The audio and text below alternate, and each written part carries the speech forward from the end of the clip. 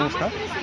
আজ আমি আমার ব্যক্তিগত কাজে হঠাৎ বিশালগড় প্রবেশটিকা কালীবাড়ির সামনে আসার পর হঠাৎ দেখতে পেলাম আজকের দিনে আমাদের কবিগুরু রবীন্দ্রনাথ ঠাকুরকে তার যথাযথ সম্মান দেওয়াটুকু হয়নি। আমার যতটুকু ধারণা, এই মূর্তিটা বিশালগড় পুর পরিষদের আন্ডারে ছিল। প্রত্যেক বছরই করা হয়, বাট এবছর কেন করা হয়নি তা ঠিক আমার জানা নেই।